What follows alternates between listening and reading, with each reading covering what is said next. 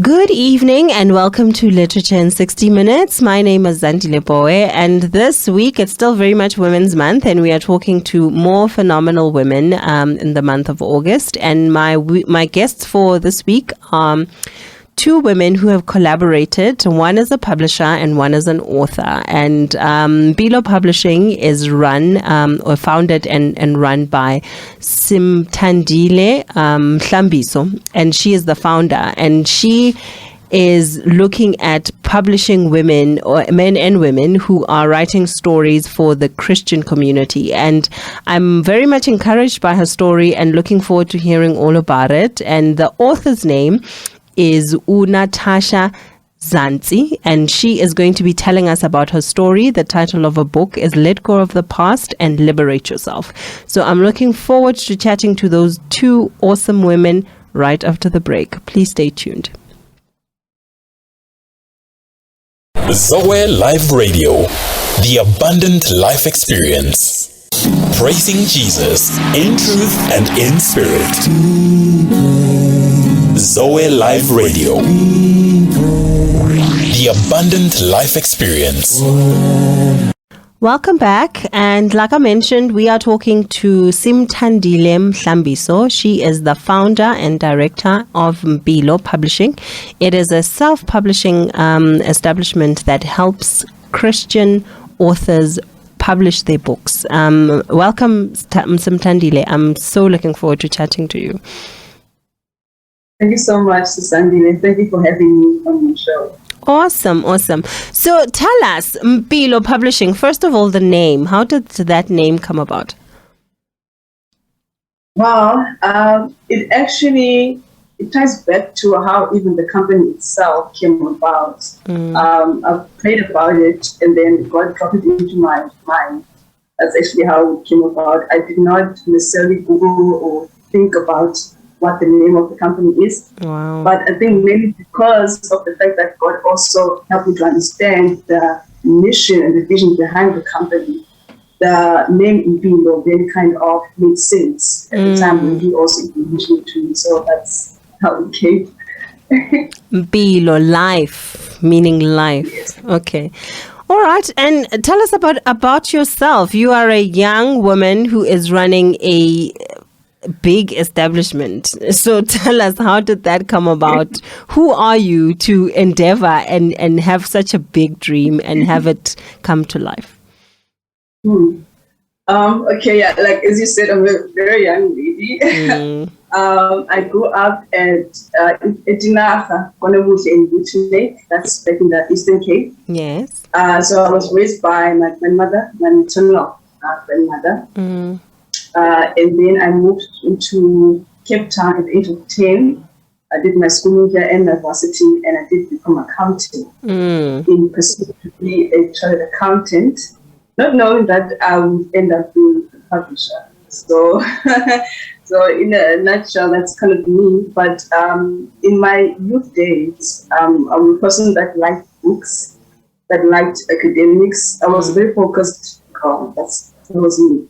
So I seldom went out on weekends, trainings and stuff like that. I was more focused and dedicated, and books, that was just me.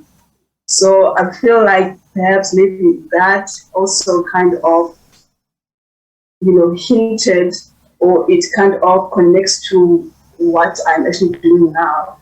So yeah, that's in a nutshell, that's who I am. Okay. And you went and you studied BCom accounting, which has a very lucrative career path for all intents and purposes. So what led you to change course and decide to go into publishing? My choice was I did course, and I went into postgrad. But after the third term, that was like closer to the time of doing my fourth term test and then eventually graduating. So at that time, I came upon a scripture that says, you cannot love God and money. Some scripture say you can't love God and money. And I evaluated on myself, and I realized that the only reason, if I continue with this pursuit to be a chartered accountant, the only reason is to make money. And I thought to myself, Sure. I don't want to live for money. I want to do something purposeful with my life, something that will be fulfilling. And so I decided to quit that journey. And I'm not advocating and saying that people should just quit. But for me personally, at that stage, I got to a point of having that knowledge that I should not be living from as much more just doing that. And then after that, funny enough, or strangely enough, I wasn't frustrated or regretted the decision. But instead, I did pray about it and asked God, okay, what? I literally asked God, what do you want me to do with my life? And then immediately after I was done with that prayer, God just dropped all the ideas, publishing and what I'll be doing to the company. They just got dropped into my head. And then I immediately just took my laptop and just typed everything out, the vision, the mission, everything I'll be doing to the company. So that's actually how it unfolded, how it came about.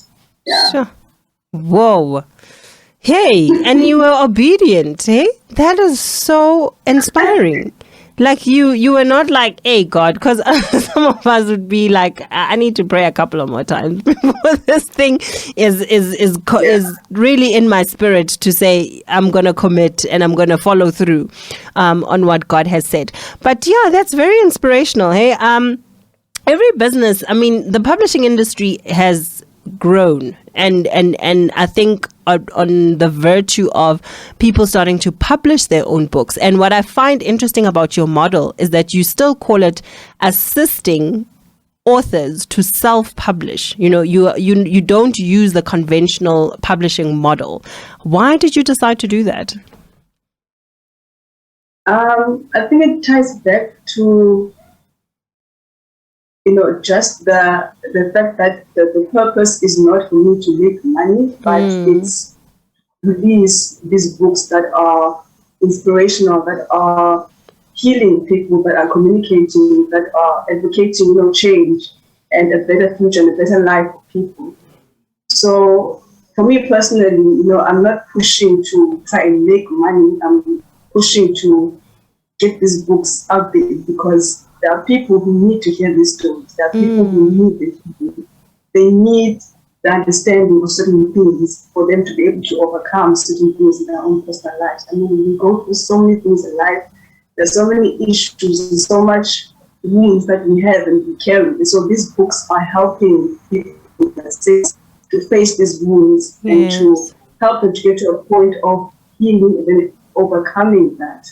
So I think, that's really the reason why I actually do it like that, because I'm not trying to make money. Because with self-publishing and publishing, essentially, at the end of the day, that's what we focus on, generally speaking. But for me personally, that's not my end. So that's fine. Wow, sure. And self-publishing itself is becoming more and more commonplace. What do you think are some of the reasons for that? That you've maybe looked at from an industry perspective to say, okay, this is the lay of the land in the industry, maybe even locally, regionally, and globally. Why are more and more people deciding to self-publish?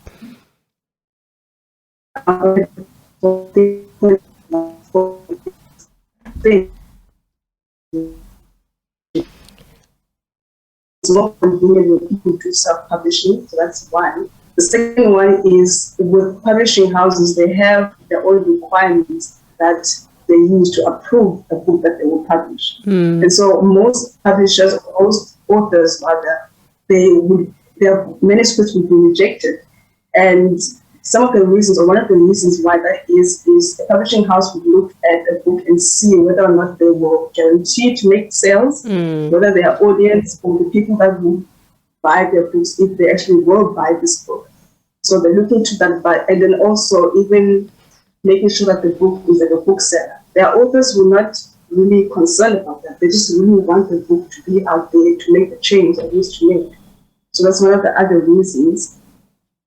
The third one, which I think is the most common one, is just having that control and ownership over your own book. Because with authors, you see with publishers, they would give them like a 10% or so royalties. 12% and commission or royalties, yeah. Yes, because it's quite unfair, because the reason why the publishers were even able to publish that book is because of the author. Yeah. So the majority of the book itself comes from the author. So it doesn't make sense for the author to just get like a small portion of the proceeds of the book. So self-publishing, it helps the authors to actually have that control of the proceeds of the book itself, and also just being able to print and sell the book whenever and how many books that they want to print and sell. So there's just that flexibility that they have in self-publishing. So those are just some of the reasons. And so you have chosen a particular niche. So instead of the stories are important, and it either be it secular, be it in the sacred space, knowing and being able to tell a story is a very beautiful craft, if I can put it that way. So how did you then decide that you are just going to focus exclusively on the Christian sect? Okay, there's two reasons. The one is mainly also how the publishing came about, the fact that it's God himself that actually told me about it. Yes. And then also the mission that he gave me about the company, which is to help people to know the heart and the will of God. And to share all these stories, because there are stories where people go through things, like I said, and the wounds and the pains that they go through in life. And I've seen how the word of God can actually help people, to deal with such things. Yeah. And so the second reason now is tying back to my own personal story, because I relate to the mission and the vision that God has for the company. Because I also have my own personal story, my own wounds, and that I need to heal. So those are the two reasons why I go that route. Okay. Yeah. And the publishing industry is becoming more and more digital. So in as part of your establishment and your stable, how are you advancing with those digital trends, sort of how people are publishing their books, how books distribution channels, now we've got different platforms, how you can consume books. So how is your publishing company adapting to those? Okay. Well, initially, I was not flexible because I love the hard copy book. It's love paper. I'm the same, but yeah, we have to adapt with the times. Yes. Yeah. So now I ventured into. I have someone who I work with who puts the books on Amazon. Mm-hmm. And then there's someone that does audio books. Yes. There's someone who does e-books. So it just depends on the resources and also the availability of the authors as well. Yes. In terms of that, but in the long run, I'm looking into that because I know I have those options and I know the people that can assist me in that regard. Yeah. All right, awesome. So what is next for Mpilo Publishing in the next 18 months? What can people expect, when they are now going to know who you are? They are now going to be on the lookout as to, okay, what is this company? What kind of books are you looking to put out? Oh, sorry. Like what's next? Yes, what's next? 1 year, 6 months, because that's a reasonable time frame. COVID has shown us that, hey, you can plan, but don't plan too far ahead. Things can change. Yeah. True. But God willing, though, and the resources as well. One of the things that God mentioned to me was about taking or making the books into short films and movies. So I'm looking into that. Sure. There are people actually that I know that have done movies and short films, so I'm definitely looking into that. The other thing was having a talk show. There is a studio, but it's not my studio, but I really want to have like my own building where there will be a publishing studio basically, and even a bookstore, and we would have book launches in there and the talk show in there. But maybe that's like that's a long-term goal maybe, but I'm just hoping. You're going to get started Okay. with it also in the next 18 months, because sometimes starting is the biggest hurdle. So you knowing what you want to accomplish means makes it even better, because then you are able to also recognize when opportunities come your way that are aligned with your goals and the things you want to accomplish. Oh, that's awesome, man. So I am going to now be joined by one of the ladies who published her book through Mpilo Publishing, and her name is Natasha. Is it Zinjane? Her surname? Zanti. So Natasha Zanti is going to be joining us. And your experience with Natasha, how was it? Having her come on board, how did you guys meet? Because it's an interesting partnership. I'm looking at it from that way, to say you're a woman, especially it's Women's Month. I think that's the whole purpose of it. Like, how do we find ways as women to collaborate? So how does your story go like? Wow, okay. Natasha and I, we actually met at a church. That's where we met. We actually lived together at some point. I was renting with her at a place in Cape Town as well. Oh, wow. So I do know her on a personal level. And then, even at the time, I hadn't even started with publishing. I met her it was around 2016, 2017. Yes, it was around then. And yeah, that's where we met. And so we were, in communication, from then. Like, we've known each other for since then. So we kind of had that friendship, even before she published the book. And then the publishing came, and she was like, "Oh, okay, you've got a company, please publish my book." And so that's how it happened. But I'm really privileged, because her story is that story. Like, I did get quite emotional also, as I was editing the book, because it's not quite easy to don't just read through the book and just without the content itself as well, you can actually see it. So it's a very inspiring story, really. She has been through so many things, and what I love is the fact that she has been able to forgive the people that she talks about in the book, and even just the power of forgiveness and the power of the love of God for her, even being reflected in the book. It's an amazing thing, and it's an amazing thing to see. And as the ending of her story, so her story ends on a positive note. Yes. So I really love it. Yeah. Okay. Well, I'm so happy to have women like yourselves who find an opportunity to start your own enterprises. I think my hat goes off to you in that respect, that young as you are, with the traps that we sometimes get stuck in wanting to be in corporate and wanting to follow a conventional career path, you chose to follow the word of God. You chose to follow the leading of the voice of God in your life when he said to you, you must start something different, and you were obedient in that respect. That I greatly admire in you. And as for Mpilo Publishing, I wish you well. I wish you everything of the very best. I know that more and more people, have heard about you, will come knocking down your doors to find out how you can assist them in making their stories known, making their stories heard by different people from different environments, and making an impact in that way. But thank you so much for joining us. I really appreciate it. Zoe Live Radio, the abundant life experience. Giving out a shout offering to the Lord. Zoe Live Radio.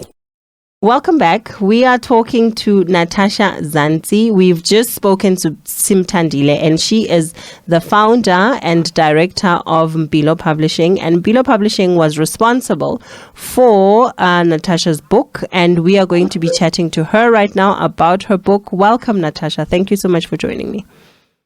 Thank you, Zandi, for having me.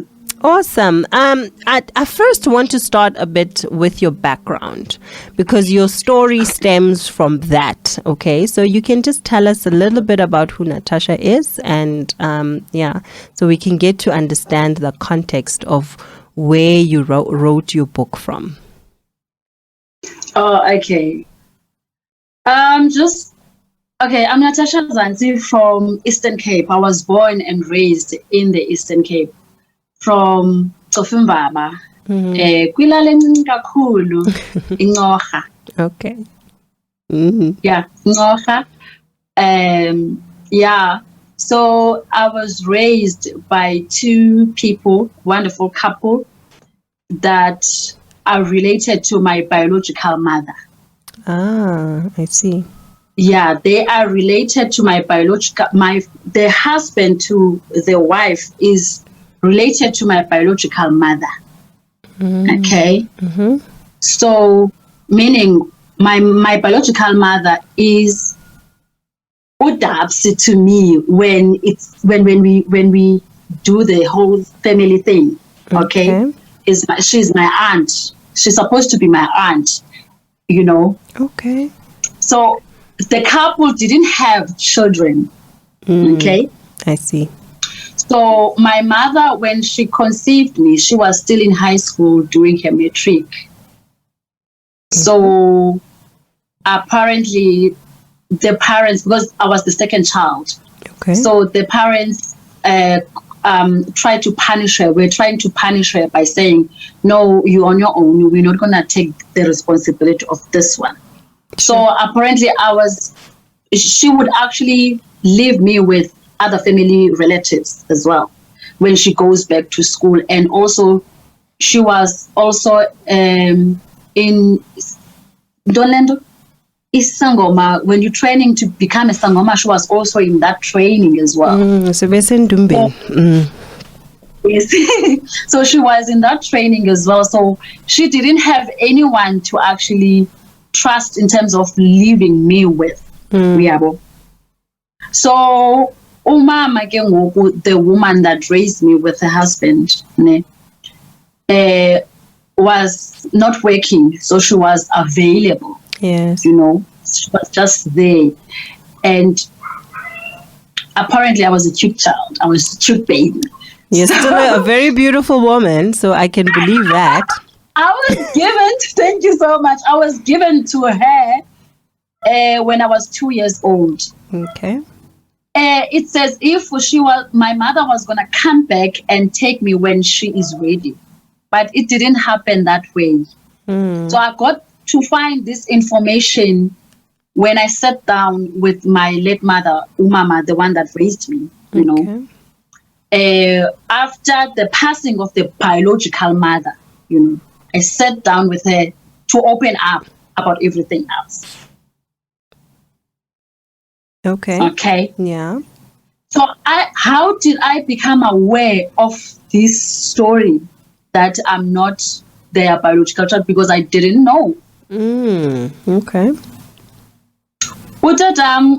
My father, the one that raised me, because I don't know my father, I don't know my biological father. Okay. So my dad is a farmer. So she grows vegetables and sell. So I was passionate about collecting money because people would actually take food, amakapechu, everything that he grows on credit. So I'll go to houses to collect. So apparently when I was nine when I was doing all of this. So this day, apparently I got to this house at the wrong time to do the collection. So this woman was a little bit irritated the fact that I come so early. I think it was around 7 a.m. Saying, wow. Sure. You're an early riser. So I arrived in this house vibrant and, you know, excited. I'm going to come back with money. You know, I love money. I love business. So I got into the house excited. I'm a bubbly child, you know. So I got there, and then as I'm greeting, I see the faces, but I'm not welcomed. Number one, some people are still lying on their mattresses. They're still sleeping. It's still early. So out of irritation, as I'm saying, my dad sent me to collect money, and then she was like, "Who's your father?" He's not your father. Your mother is so and so. Wow. That's how you found out. That's how I found out. Oh no. And I kept it to myself since that day until I was 20. I was 21. Sure. So it didn't stop that. That was the beginning of my pain. That was the beginning of my pain. From there, I don't know what was the plan or what was going on, because my mother, my biological mother, was this close with my mother. And it's not a matter of she was not allowed to visit my home. She would come. Because as time goes on, she actually went to Johannesburg and started a new life and had her family and other children. So she would come home to her family, to her father and her mother. I knew my grandparents. I used to visit them because they're part of us, their family. You understand? Number one, I've never seen that I'm treated differently, but what I know is I was loved in my home. But I've never felt this thing, Yoguti, I'm not their children. I'm not their child. So it didn't sink well with me. I didn't get it. And I didn't want to talk about it because I was scared to lose my warm home. You understand? Because I'm getting everything here. I'm given proper education, love, everything. Everything is here for me. I'm the only child. Can you see how special this relationship was? So I'm attending school in the same village, but I realized I don't have a connection with the children. You know, there is just that thing. It's like I'm an outsider. You know, I'm a talented being. I love writing. I loved writing since I was small because, I started to write because of that incident. I never played. If you ask me, Masalukuni, I don't know. Sure. Because the only thing that I used to do is write, express my heart, my feelings in the form of writing. Wow. I had a lot of exercise books where I write my stories. So when I say to you, be careful what you say to me, be careful what you do to me, because I'm a writer, it's going to turn into a story and mean business. That is your weapon. So I started experiencing bullying at school. Sure. I would be treated badly, you know. I remember this other incident where one of the family relatives sent her children to actually take all my schoolwork. You know, at school we have a subject, arts and culture, where we just showcase our creativity. Yes. So I was good at drawing. I was good with craft work. I was good. I'm creative. Creativity is me. Yes. So they gang up against me to actually take all my work and throw it away. Whoa. So that's where I began to see this is serious. Whatever it is, but it's very serious. I kept all of these things to myself.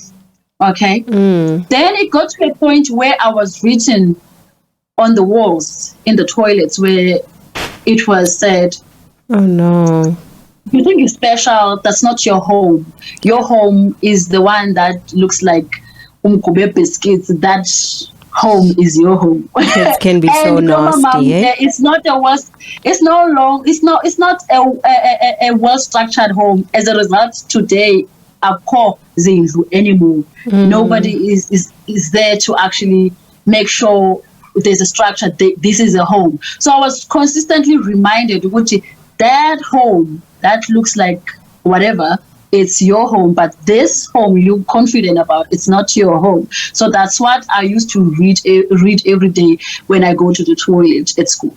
Wow. So it got to the teachers. I noticed they changed my name. When they want to speak about me, they use a different name. The name they gave me, my parents gave me a name, Nonzuzo. So, but when these teachers are gossiping about me with the children in the classroom, I'm sitting in front, I'm that A student, you know, everything is sharp with me. But then when they have issues with me, they will actually throw remarks. So I didn't understand. I would see everyone is laughing, but I'm the only one who's not laughing in class. So that's Sure. So even the teachers were alone was- party to your bullying, because that is a form of bullying. That is a form of, It was. abuse in an environment It where was. It you are was supposed to be kept emotional safe. abuse. Yes. Yeah. Sure. So yeah, that's my background. And you spoke of sexual abuse as well, and rape. So I want you to share as comfortably as you can about that, and because it's a big part of the subject of your book, which is forgiveness. So tell us a bit about that. Okay.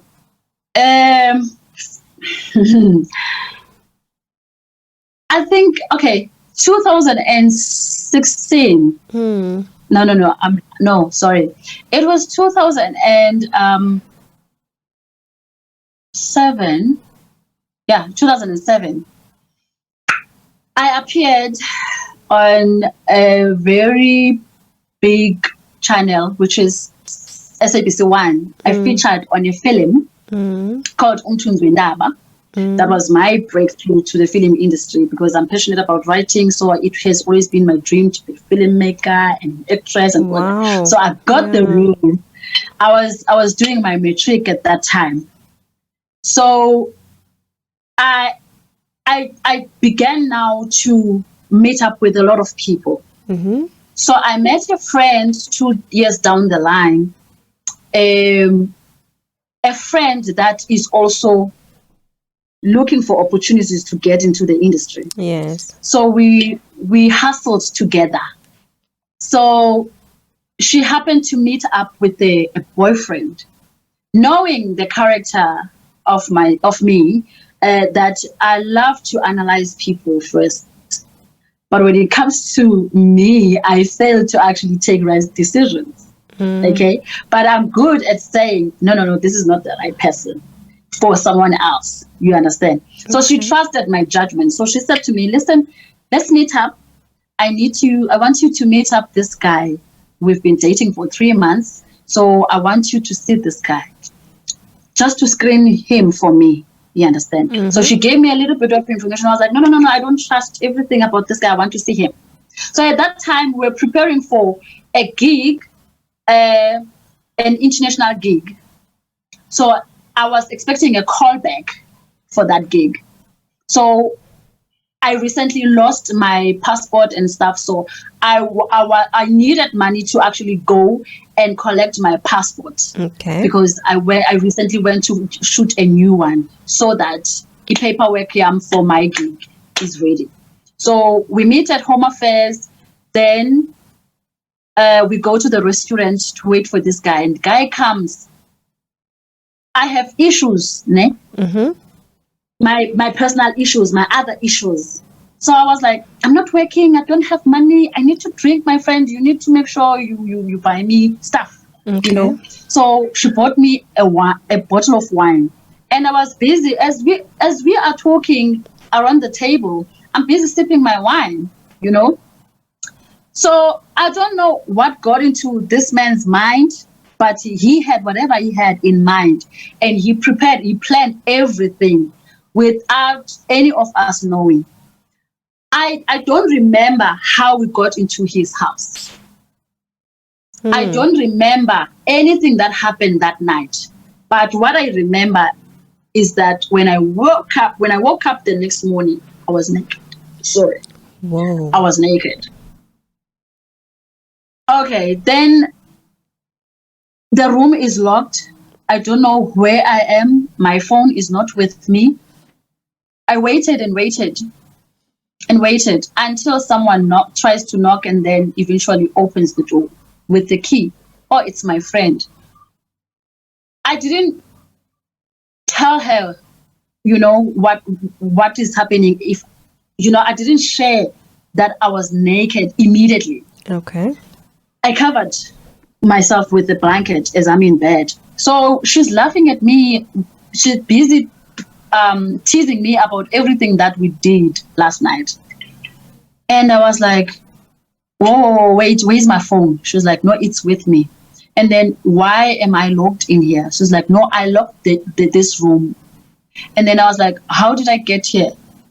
She gave me all the information as to how we got there. Yeah. But then she didn't know why I was naked. Then I asked her, why am I naked? Then she was like, okay, I don't know why you're naked because I undressed you fine, but then I actually gave you my PJs. Okay. You slept having my PJs on, so I don't know what happened. My was kulula. And then we brushed it off, but I didn't brush it off. I was like, okay, I don't want to deal with it now because I don't feel safe, number one. To cut the long story short, the guy came into the room to check if I was fine. I was like, no, I'm fine. He was like, okay, are you ready to take a bath? Yes, I'm ready to take a bath. He's like, okay, I'm going to run a bath for you. Are you getting what I'm trying to reveal to you? Yeah. So I was like, okay, fine. I think because I was drinking a lot last night, and I'm rushing. I want to go home because really I can't be in this space. I want to think. Yeah, sure. I took a bath. Immediately, he made breakfast for us, and then he said, if I want to go home, they can actually take me home. I was like, no, I'm going to take a taxi. Eventually, got home. After a week, I'm trying to be brave now. After a week, number one, I don't know this guy. I saw him for the first time when my friend wanted me to screen him. Now, all of a sudden, I see a BBM message coming in. It's like, hi, I'm so-and-so. While I'm still at it, shocked because I'm like, where did you get my pin? Number. Yeah, where did you get my pin? Where did you get my pin? And then he sends me pictures of myself naked. Sure. Wow. Pictures of myself naked, like everything was there. And then he firstly asked, why is it so bushy down there? I was like, what? Why are you so hairy? I was like, what? Wow, he's a sick person. That alone rang a bell for me. I was like, something happened. I felt it, but I didn't want to speak about it because I wasn't ready. Then I asked him, did you rape me? He said, no, don't even go there. What? I didn't rape you. It was consensual. I was like, what? Number one, I know I was drunk. So how was it consensual? Yeah. So, wow. And then he began to threaten me. No, I know you're miserable. You don't have anyone. So you're trying to ruin a relationship, a beautiful relationship with your friend. If you go to your friend, you tell your friend that I did this, I'm going to tell her that you the one who came to me. Number one, I'm not sure how it got to a point where I was locked up in a room. So I was like, I'm not prepared to talk about this. So I kept it to myself for 2 years until I got sick, Then I went to the doctor, and then the doctor asked me if I'm prepared to actually take HIV test. I took the test and I tested positive. No.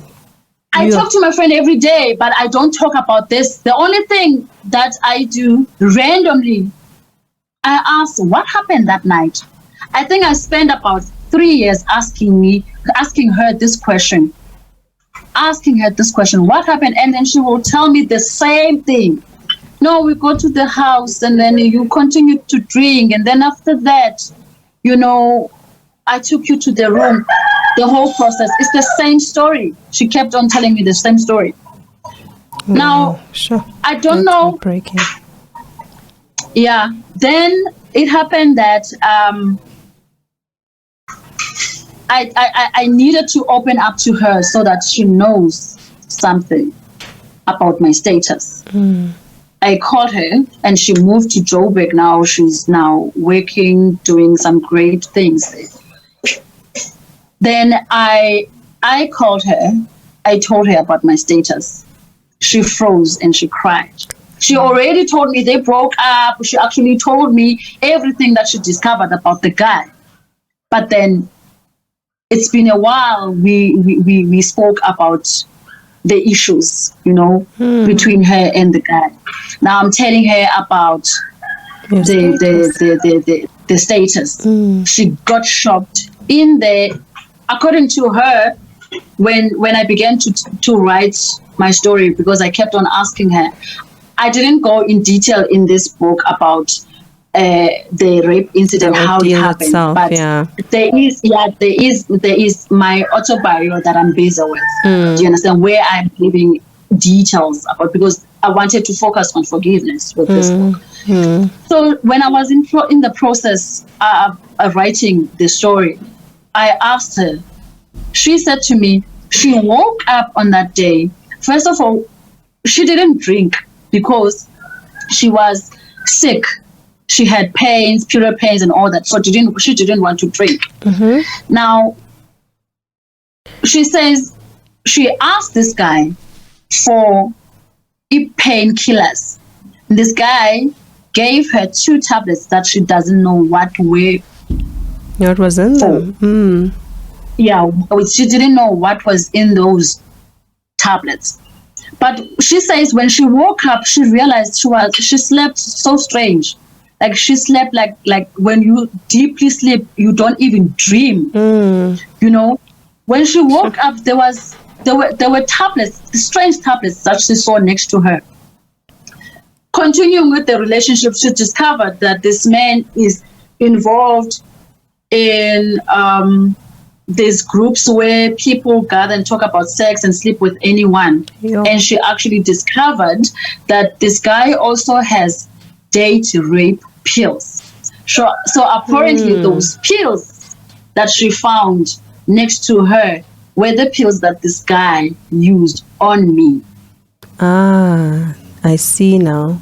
So were they not the same pills that he possibly, well, we'll never know, but given to her? That's what we were thinking also. Yeah.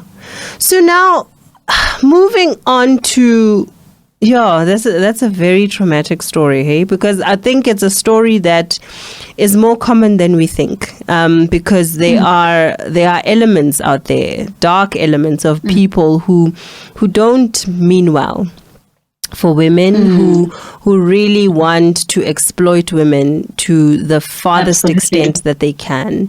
And it's unfortunate, but we do have such people in society. And not just it being men, but I think you also started with the background of your parents. A lot of us are wounded in terms of just that first relationship with your parents. It's either, if you had both of them, you're fortunate, but sometimes you just have one of them, and even just that one doesn't do you much service in terms of developing the person that you're supposed to be. And those wounds, I mean, there's a part in your book where you talk about soul wounds. They create wounds in our soul, because then we react and we respond from that place as people, and how we are, how we become wired as people. So I just want to start with the subject of pain, because that's the first chapter you go into. You talk about pain and how it can be inflicted, but also how we need to understand it. So can you take me through that chapter of pain and understanding pain? What I was trying to do in that chapter is to describe pain. That there is physical pain. Yes. There is emotional pain, right? And in most cases, we treat pain as normal. We normalize pain. When you grow up knowing that you grew in pain, you normalize it. No, it's normal. Everybody goes through this. No, it's because you're familiar with it. Yes. Growing up, knowing that your parents are not your parents, and someone that's supposed to be your parent is not acting like it. Now, you meet other people, they treat you badly. Now, they add more to your pain. then you're like, maybe this is how life should be. Yes. Maybe this is how life's supposed to be, you know. But then until you meet happy people, when you meet happy people, then you realize, actually, I'm miserable. Yeah, true. People are happy, you know. I'm not happy. So what I was trying to do there in that chapter is to show people that you need to know when you are in pain and deal with that pain before it deals with you. Yeah. Okay. Because when you are in pain and you don't realize that you are in pain, the thing is this: in most cases, we only familiar with symptoms. Yes. For an example, you know that you are hurting, right? Or I know Zandi is rude, né? But I don't know why she's rude. Yes. Yeah.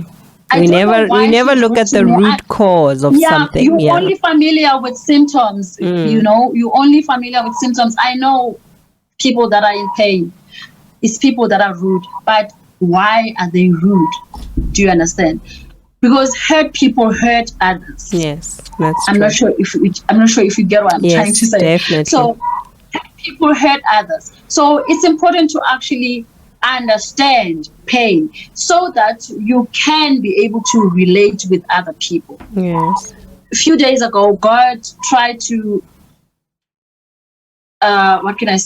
try to actually simplify this for me. He made an example that when you go to a retail store and it happens that when you ready to pay, you go to a paying point, you are assisted by a rude Sisanda. The cashier is so rude. You're focusing on her wrong makeup. You are not focusing in the fact that this is a prayer point for me today. Yeah, I like that. It's a prayer point. I love that. This is a new prayer point for you today. Yes, you need to pray for someone that is going through something. You don't have to know what they're going through, but the reaction it's a mirror for you. You begin to reflect, I was like that. Yes, true. I was once rude to someone, and I understand when I was rude to that person, I was in pain. I was something. Maybe there's something someone said to you that triggered you to actually be rude to that person. You know. So that's my understanding about pain. Yeah, there are always underlying causes, and I think pain is almost like a result. A lot of things can happen to us, but it is our decision in how we respond to them. So you can have someone who's rude to you or who is inflicting physical, emotional pain deliberately on you, but how you also respond. You know, there's the saying that 10% is what happens to you and 90% is how you choose to respond to that. But unfortunately, when you are not in a place where you know how to process and to regulate your own emotions and decide what course of action you choose to take whenever things happen to you, you end up being angry, you end up being bitter, you end up being resentful, which are the natural responses that most people have to pain, you know, be it emotional or physical. So that's just what I've learned in life. But moving on to the next section, I want you to talk about the pain and the purpose, because you speak so beautifully about God and his role, his hand in our circumstances and situations, even though they are unpleasant. So can we talk about pain and purpose and also pain as punishment? Because later on in your book, you speak about some people view pain as punishment, but it really isn't. There always is purpose behind pain. Yeah. Okay. Let me firstly explain to you this way. When we are made by God for God. God doesn't make a mistake when he creates. He creates out of a desire. Yes. And he plans everything that he creates. Everything he does, he plans it. He has a purpose for it. Yes. When we were made by God, we were made in his image to do like him, to be like him. Yes. Right? So that makes us so special to him. We are so valuable to him. Yes. There is a story in the Bible where it says there was an angel called Lucifer. Lucifer is a worshiper by nature. He was created to be worshiper, to worship God. So what happens is that he actually became so proud of himself. He wanted that praise to go to him. Now, when God realized this disrespect, Lucifer got kicked out. Yes. Now, he made a vow that whenever God builds, he's going to destroy. Now, who is he going to destroy? Cows? No. He is going to go after what is valuable to God, what is in the heart of God, which is the mankind. All right. So we were brought here to live in the body. The body was created by the earth, but us, the spirits, we were made by God, right? Yes. So what happens is that we have a purpose to be here. When God wants to do business on the earth, he does it through us. Yes. Right? Yes. So, Satana, mission yakhe is to make sure we don't do for God. So, these bad things, these horrible things that are happening in us is to make sure that we are held in sin. Because when you are unforgiving, you are in sin. Then therefore, you are what? You are separated from God. Yes. You cannot do for God. Do you understand? Yes. In order for you to do for God, you need to be in the heart of God. No, the purpose for you to be here is delaying. Because you are holding on into that pain. No, I was raped. I hate my uncle. I hate my friends. I hate. I'm bitter. I'm resentful. I'm angry. All these things. And that alone is exactly the purpose and the plan of the enemy, to delay you from doing the heart of God. So the purpose of pain is that you don't do for God. But then what I like is that once you go to God and say, God, I confess my sins, I humble myself, I know I've sinned by not forgiving, by being so resentful, and God says, okay, my child, now you are clean. Now let's get back to business. Take that pain. You see those punches? As our lemons, and then better now Satan make some juice. Come on now. As our lemons. Make that into I love that. Because I think ultimately it's not also about, sorry to interject there, but I also have found that, the scripture is replete with telling us about how God refines us in the fire. Okay, so even the very God himself who created you, it's not like there is a pain that he is trying to break you with in the form of destruction. But pain also has a purpose in that it needs to shape you into the person that he wants you to become. So I also see it as a dual purpose, because I think in the scripture where, for instance, the enemy goes to God and he says to him, and God says to him, how about my servant Job? And then God says, no, Job is my guy. Job, he is, I know he has faith in me, and he believes in me. But then the enemy creates a situation where he can inflict pain, and he can inflict Job's life from the physical, the emotional, and in every element of his being. But the one thing that Job never gave up is his worship. He never gave up worshiping God because of the pain that is surrounding him, because of the circumstances that he found himself in. And I think sometimes the area in which the enemy succeeds is that when he inflicts pain on us, we do exactly what he desires, which is to turn away from God and to not continue to worship God despite what we are going through and the circumstances we find ourselves in. So what you are saying, you are just confirming what I said about understanding pain. Yes. You are just adding to that, because now Job had an understanding about his pain. Yes. That it's the same thing that Paul said, would say, there's nothing that can separate him from the love of God, because he had an understanding about pain. Yes. You see, we have choices in life. We have two choices. Once you understand pain, you have two choices. You have a choice to do good and you have a choice to do bad. Yeah. So, when you are put in an awkward position, you have to make sure that you make the right decision.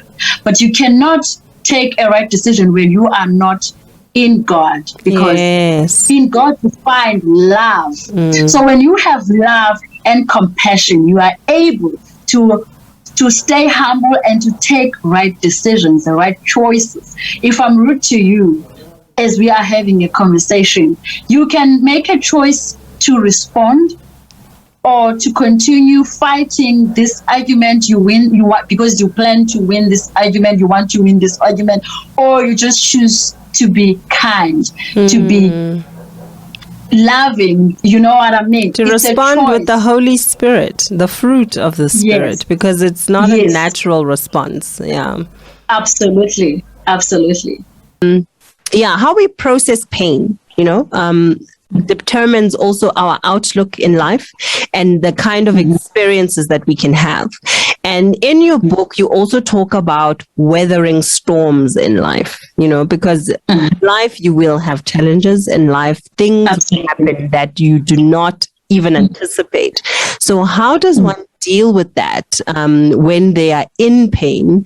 Also determines the outcome of their lives. So tell us a bit more about your perspective about weathering storms when you are facing pain in your life. I'll just use my experience as an example. Yeah. When it was stormy in my life, I prayed. I prayed. And believe you me, I prayed like a mad woman. Everybody was convinced at church, this one is feeling the Holy Spirit, because I like how you say it, I was there.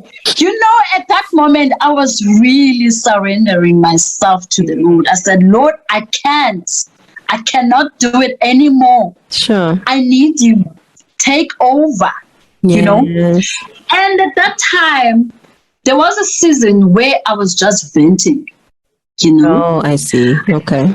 There was a season where I was just blaming God. I was just complaining. I even insulted God, It was chaotic. Yes, it was chaotic. And I love the fact that I didn't run to people. Yes, that's a beautiful I ran to look at God, Yeah. Because what I realized is that it became stormy after I went to people. Yeah. God never said we must trust people. Yes, he never did, actually. He said we must love them, but not trust one another. them. But we must trust the Lord with all our hearts. Yes. So I was really broken. And the focus has shifted now. I'm no longer broken because of what happened to me in the past, but I'm broken because of the insults, because of the comments of other people. I'm talking exactly. I'm talking about people that are close to you. I'm talking about people that you trusted that they will actually be there to fix your crown. Yeah. So I realized that, when we understand who we are, we know what we carry. Yes. And we begin to understand what the enemy is after. He uses anything to make sure he finishes you off. Exactly. And he uses from very early on in life. Yes, from very early on. He uses anything breathing next to you. He uses it, making sure he finishes you off, because he has that understanding. You are no longer leaning on God. You are leaning on a friend that you will say, we are sinned. I have my own issues. Do you know that we also have problems? Yes. You know what I mean? And that rejection. Rejection. Absolutely. I'm tired of you coming to my house with your baggage all the time as if I don't have issues. So I was pouring my heart. It's to a point where it was like my God is in the room right now. He is looking at me and I'm venting. I remember saying, these are your people. Why are you allowing your people to do this to me? Sure. I am bringing your people to you. And it's a good decision that I've taken, because I remember when I buy something, electrical appliances from a retail store, let's say, for an example, a blender. You buy yourself a blender. It comes with a box, in a box. Yeah. Then the cashier will tell you to keep the box and the invoice, the till slip. Yeah. Should this thing gives you problems, please return it to us, because we know the manufacturer. So what happens is I began to understand that my heart needs God. Yeah. So I went to the wrong places. I went to a Pakistan shop for a fix. Do you understand? And then he couldn't fix me. Now I realized that I need to go back to the source, the one who has the power, the one who knows the specifications, the one who created. The one who knows the specifications. He knows exactly what is broken. He knows which area of my life that needs a fix. So in that stormy weather, that was the process. That was my process, taking myself back to the Creator, the one who made me, the one who knows everything about me, the one who knows my future. So that's what you did. I did. Your healing process was essentially a return back to your center, which is God. And finding that solace, that peace in his presence. Because I love how you say you were worshiping and praying like a mad woman, because a lot of us are so conservative and don't ever come to that place of coming undone in the face of God. We always want to have it together. We always want to, have some kind of control, which is false control, because anybody never really has control over anything in their lives. Absolutely. God, gives you that control for temporarily, that is. But I am leaning more towards looking at the Davidic elements of your story. You came undone before God. You went and poured your heart out. If we read the Psalms, it's all about David pouring his heart out, talking about his love for God, talking about his circumstances that he finds himself in, and him trusting in God and never looking at man for anything that he needs, or for his source, for his sustenance. He never looked to man for anything. And I'm encouraged by that, because it speaks of true worship. It speaks of really understanding what your life personally is about. A lot of people are in different places in their lives, and that will make sense how they process their pain, how they treat other people, while being in those seasons in their lives. But the most important element for all of us to understand is this element of forgiveness, because going back to God, there is no way that you can be in relationship with God and still have wrath and anger and bitterness. Absolutely. Yeah. Especially when it's authentic, when you are still trying to pretend, yes, you can pretend like you are holy now, but when you really sincerely come to that place of communing with God, it's very hard for you to keep and keep unforgiveness in your heart for other people. So take me through the process of actually forgiving the people that have hurt and harmed you in your life. It happened after the stormy season. Yeah. I love this question. It's actually my favorite because every time when I engage myself in conversations about forgiveness, talking about my story, people will be amazed and be like, how did you do it? Like I said to you, it was stormy. I was angry. I was talking to God. I literally made God my friend, We spoke about everything. So we were having a conversation this other time, and I was venting as usual, So I said, Lord, I think now it's time that I actually revenge myself. Okay. So I'm going to start with this guy that made me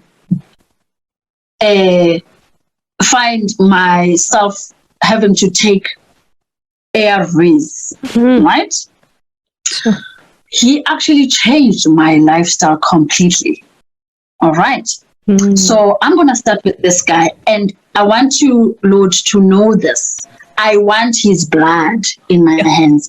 When you are that angry, yes, Satan has a tendency of taking advantage of our social issues. Yeah. When you are going through anything that is actually taking you, that is putting you in an awkward position, especially with God, he actually plants a seed. You understand? Your negative thoughts, he tells you what to do. He begins to control in you. Thank God that he never left me even when I had those negative, because I was honest about my story, about my issues with God. Yeah. I just said, you are here, you are my guy. I'm going to talk to you about this. I'm prepared to kill. Are you aware that I want to kill? He's like, no, I know you want to kill, but let me tell you something. He began to give me so much wisdom about a lot of things. He said to me, the same person that you prepared to kill, that is my child. You know that I love you. That person is my child. Let me tell you this. That person was attacked to attack you. So I'm going to ask you so nicely. I'm going to be nice with you. I'm asking you nicely, sweetheart. Go on your knees, pray for that same person. Wow. Because you need forgiveness. You don't need blood. You need forgiveness. You need to free yourself. You need liberation. Because right now, I cannot move forward with you. I want to build with you, but I can't because you are broken. The only thing that is breaking you now is unforgiveness. You need to forgive and see how I'm going to transform your life, and you will begin to transform other people's lives as well. Go on your knees right now. Pray. It was a battle. It was a fight. Wow. I couldn't believe it. I was like, I'm not ready. I don't want to. Let alone I'm not ready. I don't want to.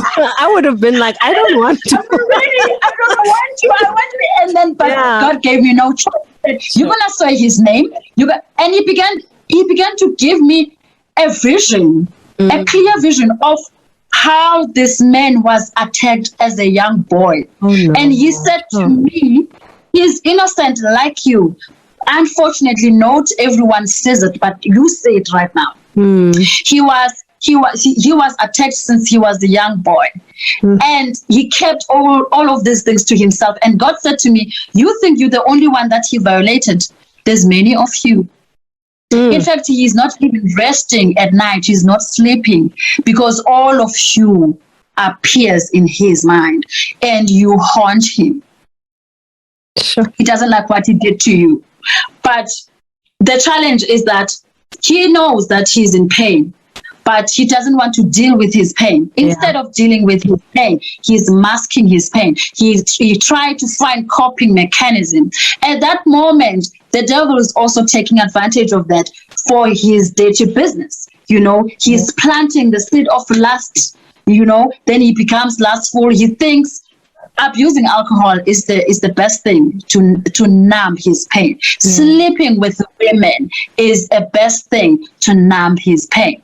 So that's how I began to pray for him. And for some reason, God, I didn't do it on my own. I'm not that powerful. God gave me his spirit of forgiveness. It was so easy to do it because he gave me the ability. I didn't have that ability within me because I was full of bitterness and anger. He gave me the ability to forgive because of his powerful spirits that he released upon me. And you chose to forgive as well, because God has given us so much. That choice. Yeah, yes. He's given us so much. It's us choosing.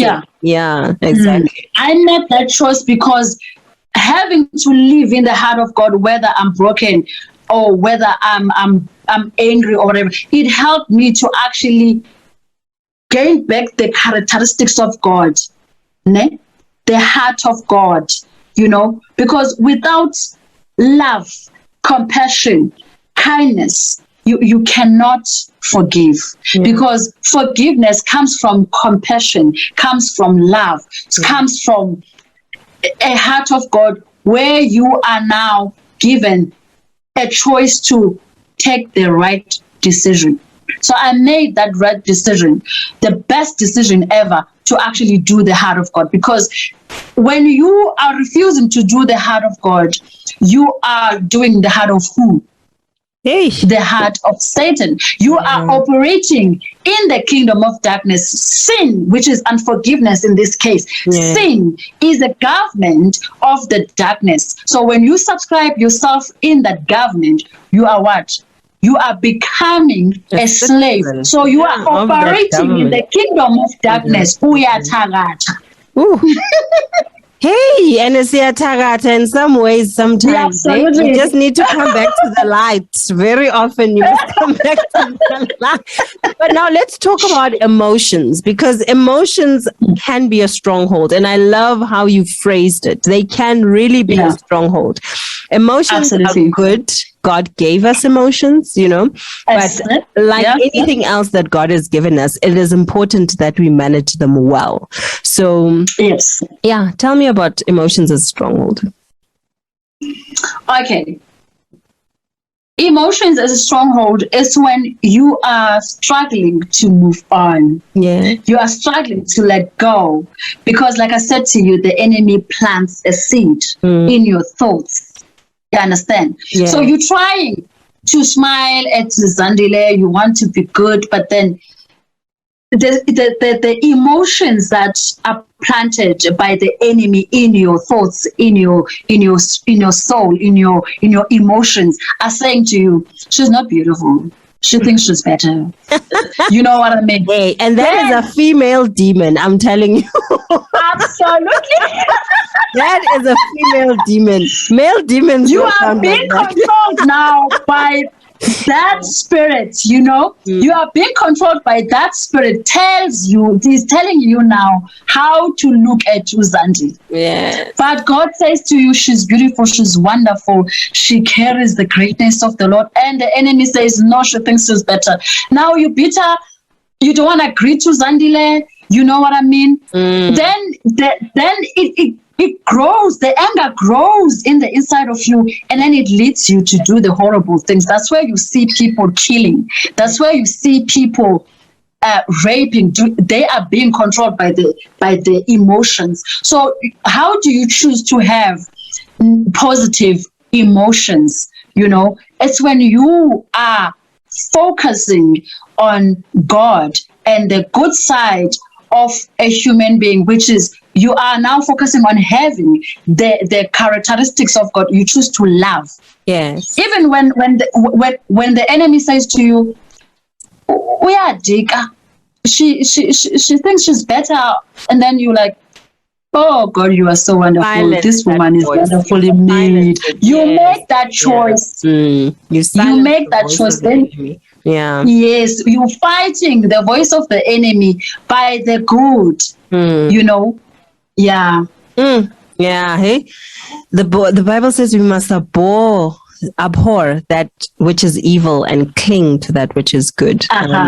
Because I think that speaks to that decision. You must decide that you are not going to entertain anything that is in any form or shape. Anything negative, anything that is not of God. Exactly. Yeah. You must make it deliberate and be intentional about it, that you are not going to focus on anything.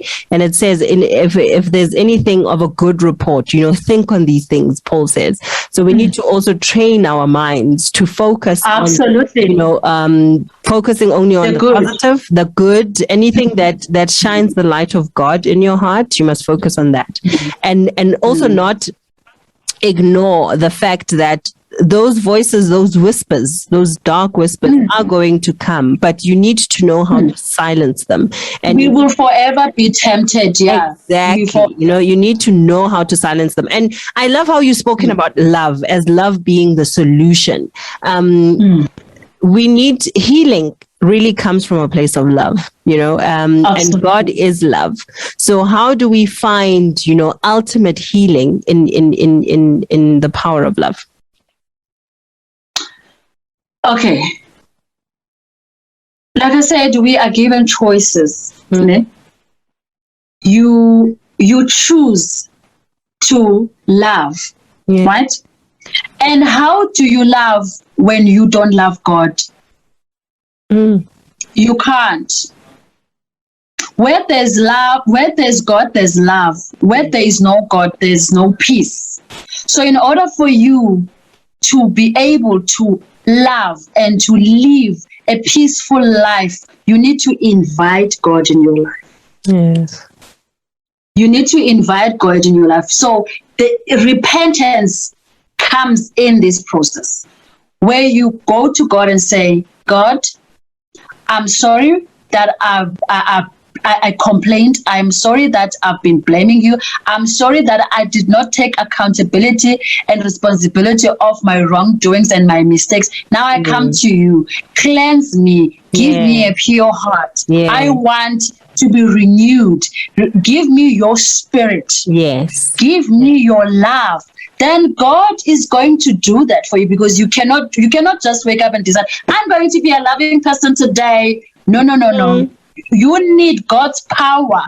You need God's power. You need God to take you there, to put you in that space where now you are loving. You are really loving. And it's not easy to do anything, whether you want to forgive, whether you want to build, without God. So you need God. In order for you to love, you need God. So you need to open a door for God to enter into your house, into your life, to actually reshuffle everything. Wow. Sure. Thank you so much, Natasha. Hey? I have journeyed with you. I've read your book, and I have experienced just the force behind the person that you are and the things that you've been through. And I think that you've come out on the other side so much stronger. And the grace of God has been with you. And I think you have embraced it so well that despite what has happened to you, you have now turned that misery into a message that other people can now find encouragement and find strength in. The title of your book is Let Go of the Past and Liberate Yourself. So it is empowering to come across women who have chosen liberty, over, the strongholds of unforgiveness, of bitterness, and of just hate, But I really am grateful that we've had this conversation, and I trust that a lot of people may be encouraged by it. And I thank you so much for your time. Thank you. Thank you so much for the opportunity. I really appreciate it, Zandile. It was really, really amazing to actually have this chat with you. Thank you. Awesome. After the break, we are going to be signing off. Please stay tuned. Zoe Live Radio, the abundant life experience. Sure, that was so interesting conversations with Natasha as well as Zandile. I think they make a great team, but hearing the story, Zaga Natasha, and how her life has just since transformed from the unpleasant experiences that she's encountered in life, but how she has chosen to focus on forgiveness and move on and forward with her life in a clean slate and deciding to trust God with her future. I am so grateful for having had such insightful conversations. I hope you enjoyed that, and I hope that you will get Natasha's book. But for this week, I will be signing out with you. Thank you so much for joining us. Next week again, we're going to be chatting to yet another awesome female author, and I am looking forward to that. But for now, have a fruitful week, and we'll catch you again next week.